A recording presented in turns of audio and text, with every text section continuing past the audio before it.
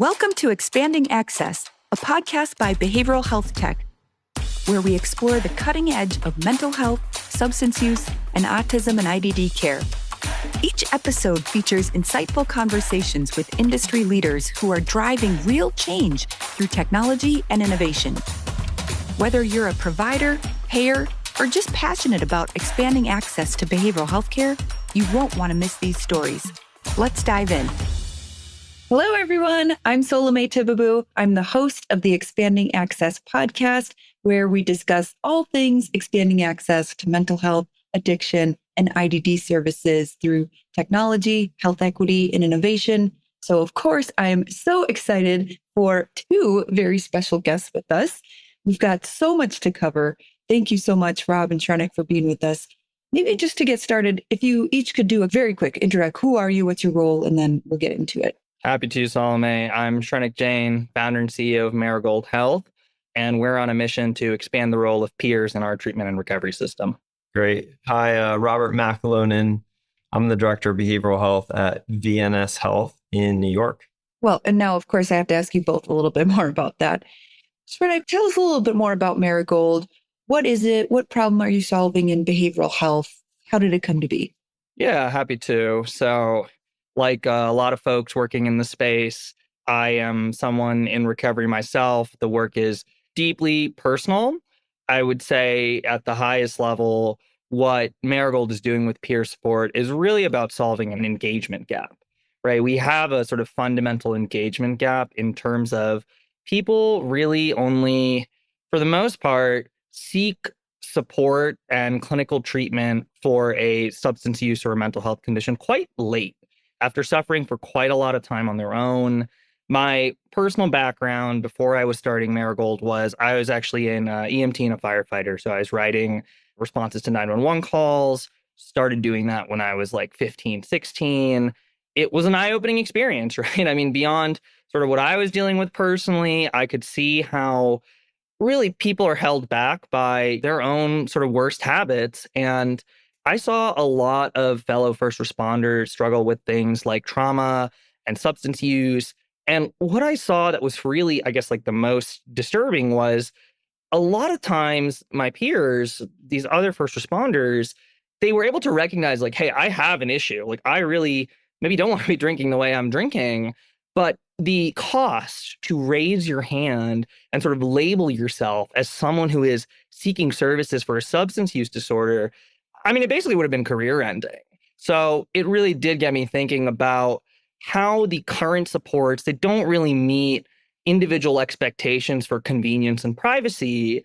And what my team and I had also really been interested in was the fact that 12 Steps, AA, online communities like Reddit, people actually seek out these types of supports before they seek out clinical care primarily. And it's sort of like this whole parallel world where people who've achieved long-term recovery can give folks non-judgmental, super practical guidance for how you can basically create a path to recovery on your own terms. So with Marigold, what we are essentially doing is providing high-quality, scalable peer support services. But at the core of our model is mutual aid. It's these 24/7 support groups on our mobile app where members can help each other. And then we have a workforce of certified peers that follows up to provide more individualized support when needed. But it's really combining that supportive recovery community with the more involved coaching from a certified peer. That's so awesome. And I have had the pleasure of getting to know Shrenik over years, and it's just so inspiring, the impact that you've had. I can't wait to dig into that a little bit more. And Rob, for you, if you could share a little bit more about VNS Health and especially how you're both a health plan and a community provider. Did I get that right? Yeah, that's right. Thanks, Solomay, and thanks for having me. Super excited to be here. I'm a clinician by background. I worked in clinical mental health and SUD programs for a long time. At VNS Health, as the director of behavioral health, I get to be involved in a lot of really fun projects. VNS Health has been around for 130 years and is one of the largest nonprofit home and community-based organizations in the U.S. We operate as a statewide health plan across New York with several products, including a fully integrated MAP plan and it gives us the ability to integrate care and manage risk. We serve more than 60,000 members across New York State through our plan products. Many of the people we serve have complex needs, and it's really about seeing and caring for the whole person. And I think that differentiates us a little bit. Our mission at VNS Health is to deliver high quality, cost-effective care in the home and community, especially for individuals with complex needs. I think that at a high level, the healthcare system can be super overwhelming and complicated, especially as people get older and need more and more support. So that's why we're focused on making it easier to understand and simpler to navigate. I think this project with Marigold is one way that we hope to do that. So great. I know for both of you, it's a priority, and both of you have built models centered around trusted human connection. I'd love to just hear a little bit more about how this partnership came to be. Maybe Rob, I'll start with you this time. Yeah, thanks. The inception of this partnership started early last year. Our CEO, Dan Sabat, is really passionate about making sure VNS Health is on the forefront of innovation so we can provide the best member experience possible to all the individuals that we serve. Partnering with Marigold was really a natural fit for us. As Shrenik stated, Marigold offers a unique blend of traditional peer support and smart technology. It enhances how individuals with SUD are supported, and we were really excited to get involved in that. We also saw the meaningful impact that they've had with other health plans, engaging members in their comprehensive peer support product. So we felt really strongly that Marigold could help us meet some critical care gaps. Thanks, Rob. I mean, to build off that, I think there's just so much alignment between our organization's shared missions. For Marigold, a lot of where we start is when we think about digital engagement, to your point, the healthcare system can be overwhelming and complicated. And when you're experiencing that as an individual, a lot of times it's not convenient or practical for people to think about their own healthcare needs and how they would act on it, right? They're juggling life commitments, maybe they're caregiving, maybe they're working. And really, we see the digital piece as sort of a really low friction sort of front door to receiving services. If you're on the bus to work, you can download our app, connect with a certified peer, connect with other people who are doing sort of their own journeys through distinct but similar experiences. And that's a really powerful tool in activating individuals to think, hey, well, maybe I can expect more. Maybe I can actually change this habit, or I can get supported around this, and I'm not alone. And then that's oftentimes after a little bit of time in our groups or working with the peer, they express more of a willingness to see a primary care doctor, to use some of those other services. So it's really about combining the sort of reach and convenience of the digital support. You get help from a time and place of your choosing, with actually following that up to turn that into sort of sustained behavior change where the individual is really driving that. They're really at the front and deciding, how do I want my recovery to look like, and what are the most important goals to me? That's just so incredible. I'm really excited about the prospect of how many individuals will be able to get support as a result of this. And maybe, Rob, if we could go back to something else that you touched on a little bit, is what were some of the challenges in behavioral health access that you were seeing that really made Marigold an attractive partner for these specific issues? Yeah, when we started looking at Marigold, what we found was not so much of a challenge, but more about an opportunity. I think peer support isn't just a nice to have add-on anymore. If it was at one time, it's really a core part of our behavioral health network. It brings that lived experience, real connection, and it's proven to boost engagement and outcomes. I think it's become really essential and not optional. And so we saw that for our population. I don't think generally across BH that we're even close to fully operationalizing it as a truly core service, but hoping that we get there. So one of the things we realized at VNS Health is that only a very, very small percentage of our members were accessing peer support services each year. So we needed to find a way to make peer support more accessible, especially during those critical moments when traditional outpatient care just isn't available. Even if members are engaged in outpatient services, they can't access those providers in the middle of the night or on the weekends most of the time. The only place they can go for help is the hospital. So Marigold is a support to our members when they need it the most. And we see that that can help reduce unnecessary ED visits, detox stays. It's really critical. I think that we target individuals coming out of inpatient and residential treatment because that's when folks are most vulnerable to relapse, as that work of building in the structure and the support systems that they need to find success in their early recovery is still in early stages. That's so great. Shrenik, I'm guessing through your conversation with other health plans that you partner with, you've seen similar situations and challenges.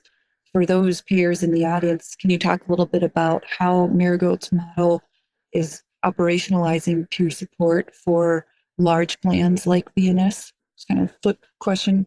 Yeah, of course. I mean, I think candidly, I think the challenges Rob mentions with people not really accessing peer support as part of that continuum of care, I think they're widespread, they're endemic to the industry. And I think the way we think about it, right, is we are in sort of such an interesting place, especially if you look at, say, let's take addiction care, right? Like as an example, we have across this country a multi-billion-dollar sort of industry around short-term inpatient stays with 90% plus relapse rates, right? So you have all that money going into, in many cases, it's needed, say, clinical stabilization, but the follow-up is lacking. And you've got something like AA, 12 steps, these Reddit communities that are totally free and grassroots, right? I mean, that's kind of the wild thing, is that people are intrinsically motivated to do this. You have millions of people in long-term recovery who are either sponsoring or willing to give back in that way. So Marigold's task is, how do we keep those parts of peer support that make it engaging, that make it authentic? And, it's at its core, it's a subclinical intervention, but at the same time drives a very powerful clinical outcome. So we think about things like, how do we incorporate best practices of, say, measurement-based care, right? In terms of having the members do outcomes assessments regularly in our platform, in terms of having very clear documentation standards for the services we deliver. So it's not just sort of from a compliance perspective, but it actually facilitates collaboration across different care teams, because traditionally, right, that's not a core competency of high quality peer support. So we're kind of entering this new age where we're recognizing that for behavioral health care to truly be effective, it needs to stay with somebody in the community. And you can't sort of snap your fingers and immediately create enough outpatient providers if you were able to get everyone who had the need to go and seek that help. So you have this latent capacity in terms of your members who've already achieved recovery. We sort of see ourselves as activating those folks and then plugging them into those other network providers, right? So to VNS's point, right, VNS has been providing community-based care for over 100 years. It's really important to us that we're complementing the work of those existing network providers. And because we have more of a sort of technology layer in how we deliver the service, the level of transparency and visibility we can provide to our clinical partners and our plan partners that's as specific as, at this time, this member logged into our support groups, they mentioned this need, and we followed up with this referral or this one-to-one support within this time period, is really new and really exciting for integrated peer models. So we sort of think about it like, how can we take the sort of things we know are best practices for a high quality behavioral health intervention while staying true to that scope of services for peers, which is subclinical and at its core really about building trust and engagement. Yeah, if I could add on to that, I'll also say, at VNS Health, one of our core values is agility. One of the reasons I think this partnership has worked so well so far is how streamlined the collaboration has been. Shrenik and his team have kept things really focused, and they've worked closely with kind of a small team here at VNS Health, myself included. So we have this very small, agile team, and that's made it easy for us to move quickly, make decisions, and actually get things done. It's wonderful.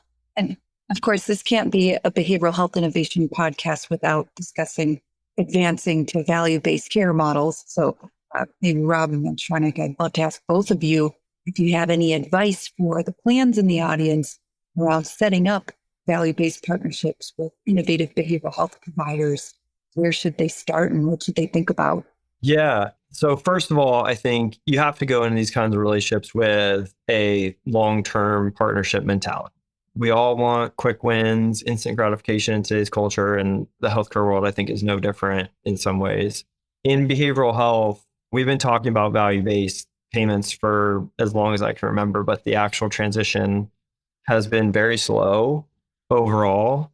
My background being more on the clinical side, so I'm kind of biased here, but I think that it's important to trust in the clinical justification, the probable clinical impact, and the cost piece will fall into place. I also think it's super important as the payer to be open-minded and receptive to hearing from providers about what it's like today working with the population that they're serving and be open to changing the way we think about things.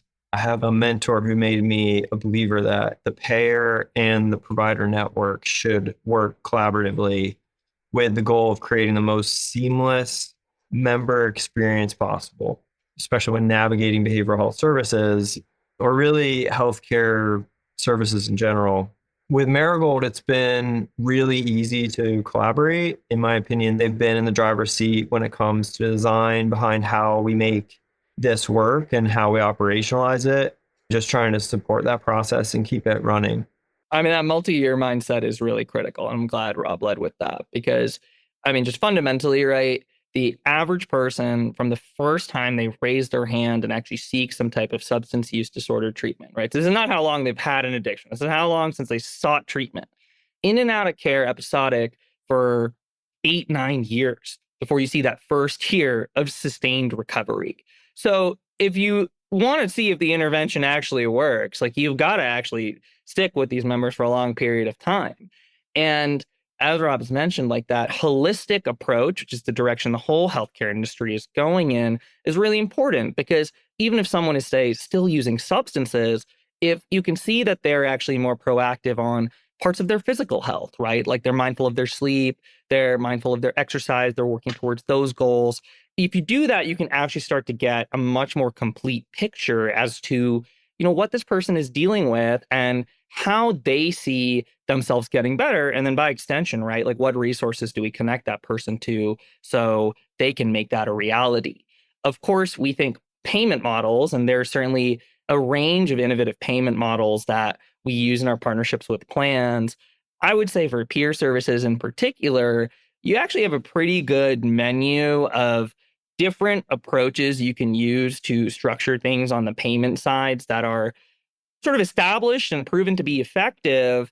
But the issue remains that the vast majority of the people who could benefit from peer support still don't get it. So you really have to start by indexing on, okay, who are we going to engage? What are the sort of types of needs we're going to support?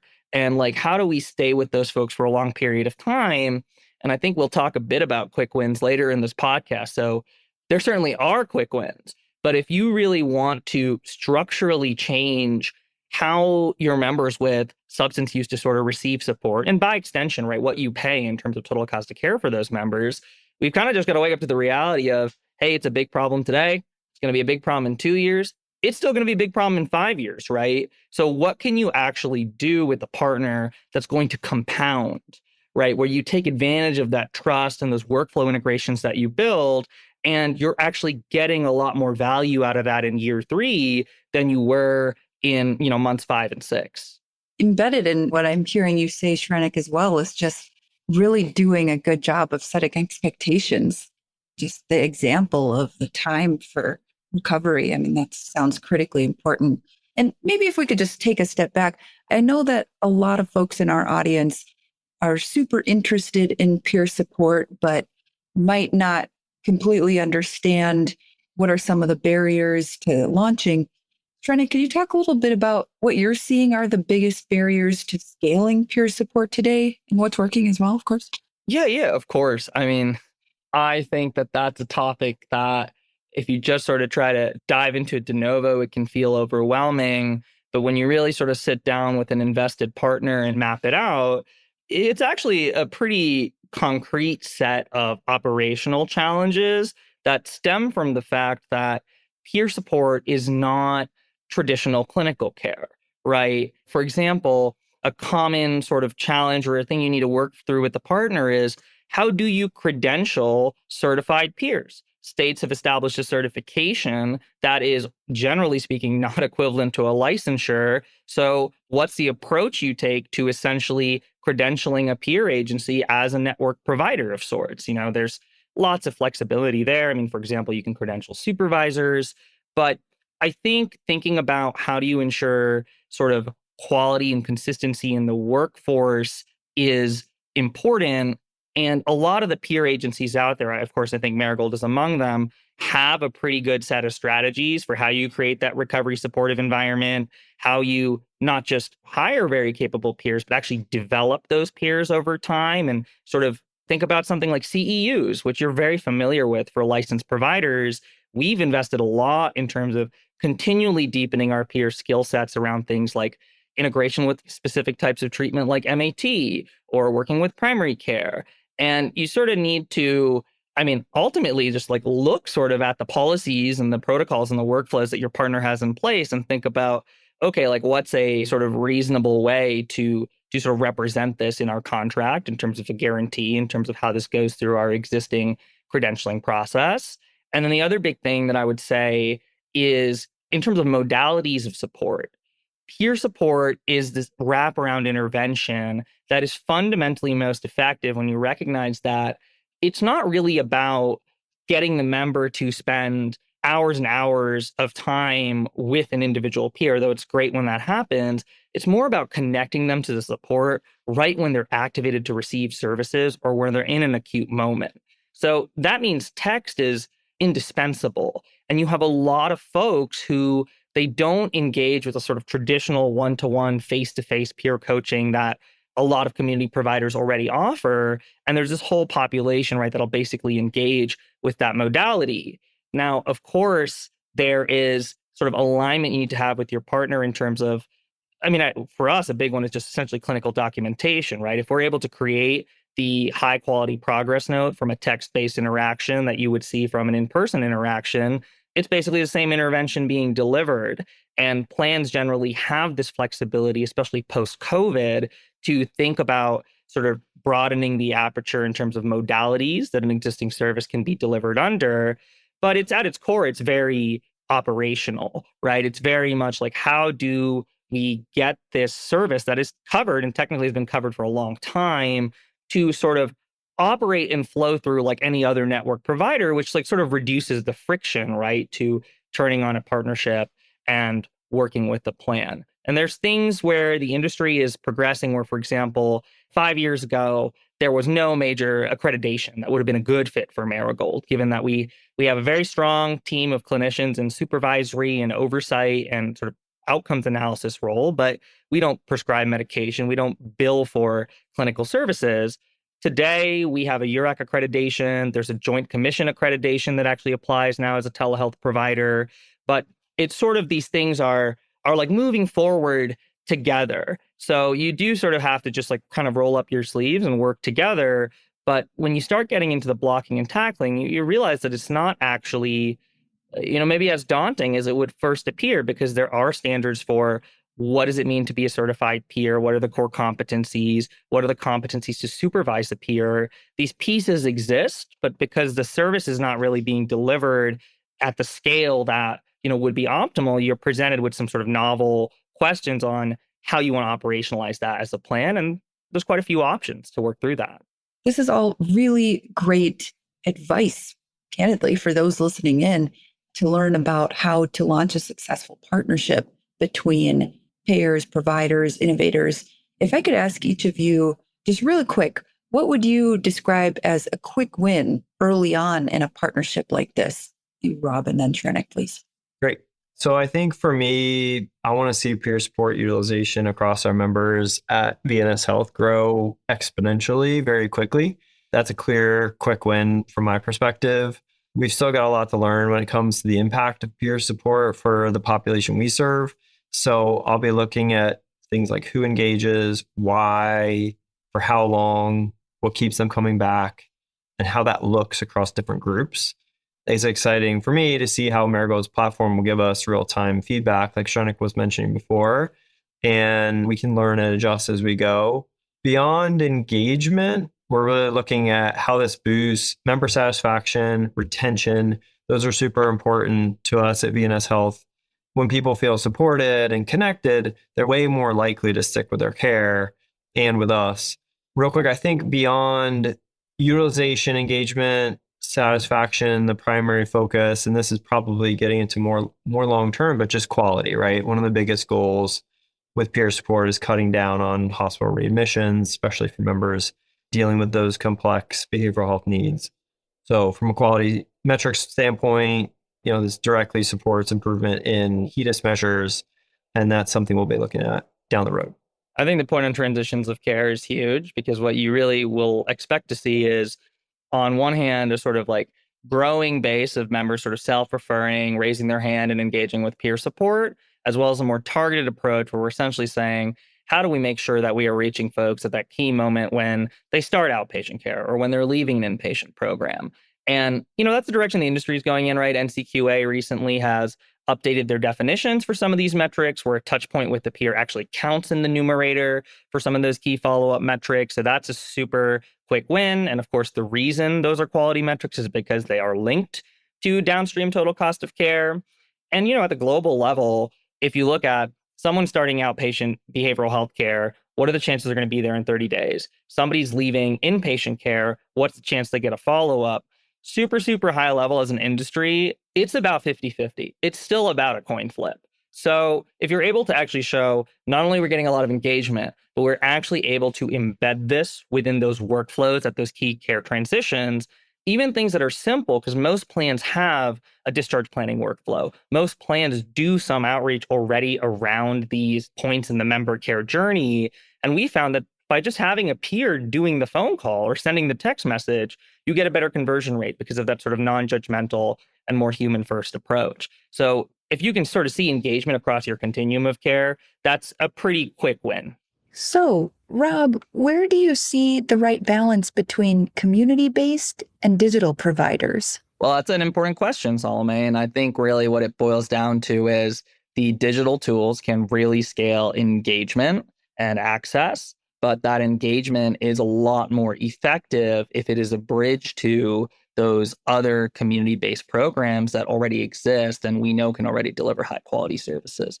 And vice versa, right? If someone's in those community-based services, their chances of being retained in that care are dramatically increased if they're getting support between visits. So it's really a synergistic relationship.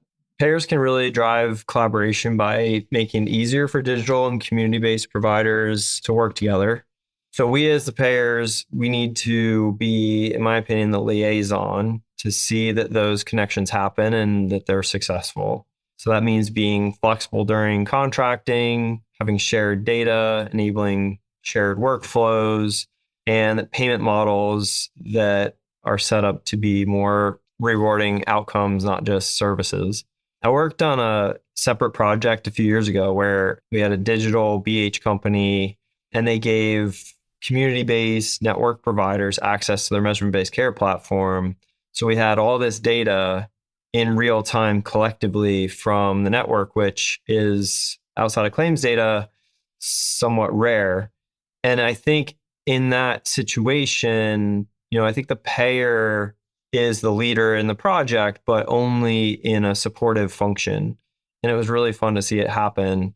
In my experience, when everyone's aligned, collaboration becomes the norm and not just the exception. That's a great example, Rob, because we're really looking to do something similar in terms of using our platform to support peer services that are delivered by existing network providers as well, in terms of giving peers at these other agencies resources and specialized supervision to lean on, in terms of sending referrals for folks who really want that more face-to-face engagement. And then the thing I'd really put out there to the audience is to recognize that while there is a compliance burden, there is an investment required to execute a BAA, to get sort of secure file transfer back and forth, that investment is really valuable because that is what's going to give you the plan a lot of visibility into what's actually happening. And for the provider perspective, we know that claims don't tell the whole story, but if you can layer the claims on top of the information you're learning by directly engaging the members, that's when you really get that more complete picture. And that's really when you can start to get a lot more creative also in years 2, 3. What kind of outcomes are we going to incentivize? Because you're going to have a really clear idea of who you're reaching, why they're being retained, and what other services they're using or not using. What advice would you give to help plans thinking about partnering with peer agencies? So my advice, Salome, would really be to really think beyond piloting and thinking more about a sort of foundational longer term partnership, like we said at the start of this call. Because at the end of the day, peer support is an evidence-based intervention. The outcomes for high quality peer support are robust and measured a bunch of different ways. It's really more about how do we work together to get that peer support to the members who need it most when they need it most. So I think that also as a plan, you recognize that there are a lot of services that members need that are covered that a plan doesn't have a lot of direct ability to sort of immediately change access or the volume of network providers. Whereas for something like peer support, where you actually have thousands of people in long-term recovery that can be activated as peers, that can get certified, in well under a year, you actually can sort of put your finger on the scale and see that exponential growth in services. Like that's a very realistic outcome. And it's something that's complementary and not competitive to those existing network providers. Rob, what advice would you give to startups that are hoping to partner with health plans? I would say understand the world that you're entering. Health plans are complex, but not slow by choice. The best startups learn our operational language and bring us real solutions, not just technology. So if you can integrate with our workflows, show transparency on outcomes, and make our members' lives measurably better in the process, we will move mountains to partner with you. What is a joint takeaway? Well, I think the key takeaway, Salome, is that partnerships work when both sides bet on the other's success. Yeah, exactly. I agree with Shrenik. When the startup brings speed and the plan brings scale, access expands for everyone. Now, for my last question, if we were to fast forward 2 years, what do you hope people will say about the VNS/Marigold partnership overall? I can kick that off. I think there's a lot of really cool, innovative things going on out there when it comes to access. A lot of that is highlighted on this podcast series, but I see no reason why this partnership cannot set the stage for other payers and other states to follow a similar strategy, especially when the impact is what we really hope and expect it to be. Couldn't agree more, Rob. I think it's really, one is I see ourselves as hopefully a model for all sorts of plans and payers who are trying to understand how do I scale peer support in a compliant way. And I also am really excited to show some outcomes that show not just your sort of usual, do we reduce acute behavioral health stays, but really showing that we are driving improvement on sort of the broader set of chronic medical conditions, right? That really determine someone's overall healthcare trajectory. Because we all know from personal experience that that is something that peer support can engender in someone, that's something that peer support can empower folks to do. And we're really just showing that a plan and an organization like Marigold can partner to take that to the next level of scale. Thanks so much for having us, Salome, and putting a spotlight on this partnership. We're really excited to see how this goes. Yeah, thank you so much. This was great.